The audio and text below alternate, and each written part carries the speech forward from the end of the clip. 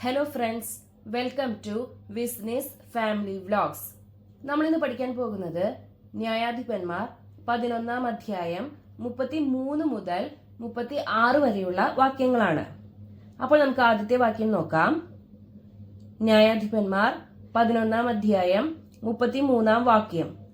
അരോവർ മുതൽ മിന്നിത്തിനു സമീപം വരെയും ആബേൽ കെരാമിം വരെയും 20 പട്ടണങ്ങളിൽ അവൻ അവരെ വകവരുത്തി. വലിയ കൂട്ടക്കൊല നടന്നു. അമ്മോന്യർ ഇസ്രായേലിനു കീഴടങ്ങി. നമുക്കൊരിക്കൽ കൂടി നോക്കാം. 11-ാം അധ്യായം 33-ാം വാക്യം. അരോവർ മുതൽ മിന്നിത്തിനു സമീപം വരെയും ആബേൽ കെരാമിം വരെയും 20 പട്ടണങ്ങളിൽ അവൻ അവരെ വകവരുത്തി. വലിയ കൂട്ടക്കൊല നടന്നു. അമ്മോന്യർ ഇസ്രായേലിനു കീഴടങ്ങി.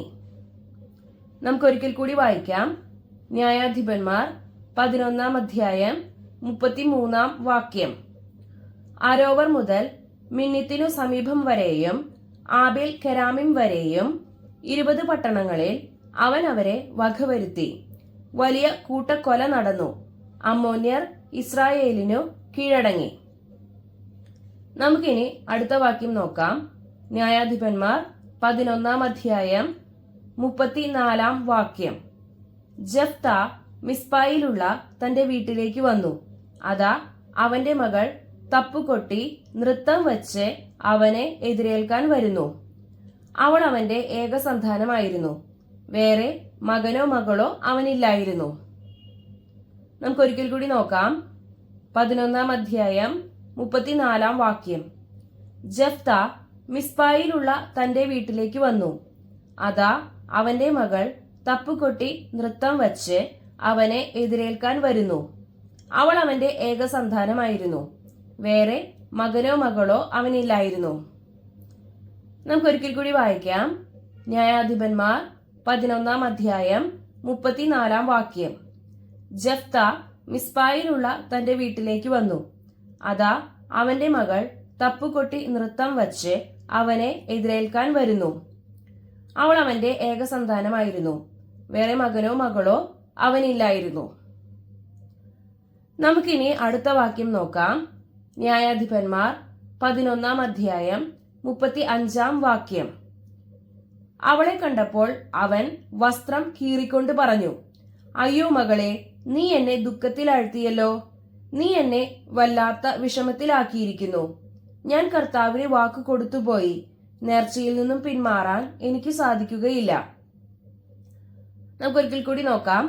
11-ാം അധ്യായം 35-ാം വാക്യം. അവളെ കണ്ടപ്പോൾ അവൻ വസ്ത്രം കീറിക്കൊണ്ട് പറഞ്ഞു, അയ്യോ മകളെ, നീ എന്നെ ദുഃഖത്തിലാഴ്ത്തിയല്ലോ.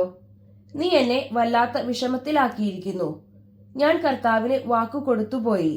നേർച്ചയിൽ നിന്നും പിന്മാറാൻ എനിക്ക് സാധിക്കുകയില്ല.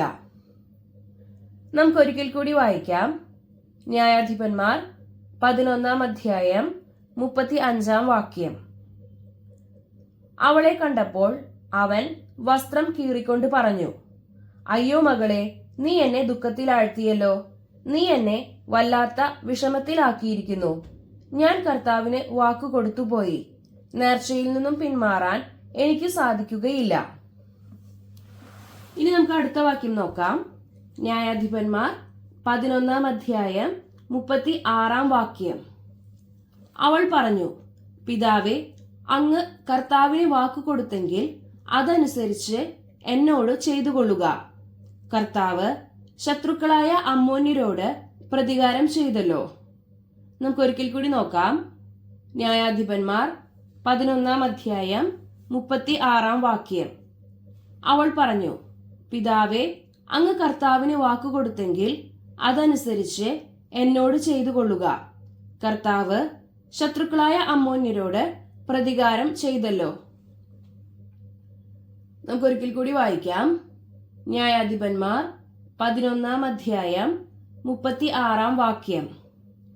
അവൾ പറഞ്ഞു, പിതാവേ, അങ്ങ് കർത്താവിന് വാക്കു കൊടുത്തെങ്കിൽ അതനുസരിച്ച് എന്നോട് ചെയ്തുകൊള്ളുക. കർത്താവ് ശത്രുക്കളായ അമ്മോന്യരോട് പ്രതികാരം ചെയ്തല്ലോ. വീഡിയോ ഇഷ്ടമായാൽ ലൈക്ക് ചെയ്യാനും ഷെയർ ചെയ്യാനും സബ്സ്ക്രൈബ് ചെയ്ത് സപ്പോർട്ട് ചെയ്യാനും മറക്കരുത്. അടുത്ത വീഡിയോയിൽ കാണുന്നത് വരെ ഈശോ മിശിഹായ്ക്കും സ്തുതിയായിരിക്കട്ടെ.